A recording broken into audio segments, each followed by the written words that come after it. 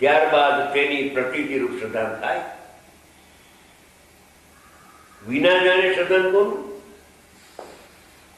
પછી સમસ્ત અન્ય ભાવોથી ભેદ કરીને પોતામાં સ્થિર થાય એ પ્રમાણે સિદ્ધિ છે. પણ જો જાણે જ નહીં તો શુદ્ધાન પણ ન થઈ શકે, તો સ્થિરતા શામાં કરે? તેથી બીજી રીતે સિદ્ધિ નથી એવો નિશ્ચય છે.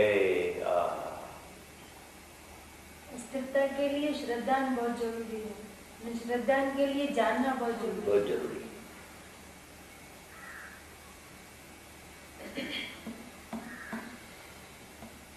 કેવા ખુલ્લા શબ્દોમાં ભાવાર્થમાં તો કહે છે જાણનારો અનુભવમાં આવે છે, જાણનારો જણાય છે એમ.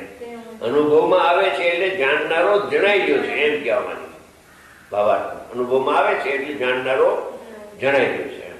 જણાય છે તે હું છું, એ જણાય છે તે હું છું, જાણે છે તે હું નહીં. હા, બધા સૂત્રો એમાં નીકળે છે. હે બધા સૂત્રો એમાં નીકળે છે. નીકળે છે. આપણે બોલો છો ને એ બધા એમાં હા, આમાં નીકળે છે. બરાબર છે.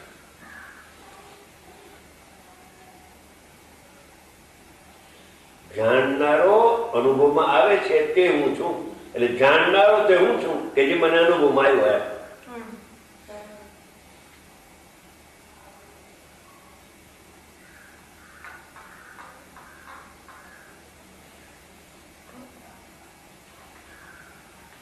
બોલો, હવે આમાં આ ગાથા ચાલી, એમાં કોઈને કઈ ચર્ચા, પ્રશ્ન ઉત્તર? ટીકાકારે ઉપર લીધું છે ને એવી પ્રતીતિ જેનું લક્ષણ છે. હા, જેનું લક્ષણ છે એટલે પ્રતીતિ જેનું લક્ષણ છે એવું શ્રદ્ધાન. શ્રદ્ધાનું લક્ષણ પ્રતીતિ છે, રુચિ છે. પ્રતીતિ કહો, રુચિ કહો, એ શ્રદ્ધાનું લક્ષણ છે. શ્રદ્ધા છે ને, શ્રદ્ધા નામનો ગુણ છે આત્મામાં. એનું લક્ષણ શું છે કે પ્રતીતિ.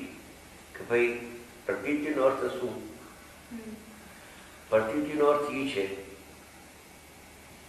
કે આ હેગડેજીનું મકાન છે એ મેં જાણ્યું, પછી આ મકાન હેગડેજીનું છે એમ શ્રદ્ધા પ્રગટ થઈ, પ્રતીતિ થઈ, વિશ્વાસ આવી ગયો, નિર્વિકલ્પ થઈ ગયો કે આ મકાન એનું છે, બીજા કોઈનું નથી. એમ જાણ્યા પછી એનું શ્રદ્ધાન થાય જ. જેમ કે ગાયને તમે જાણો કે આ ગાય છે, તો ગાય પણ જાણી પછી શ્રદ્ધામાં ભેંસ આવે.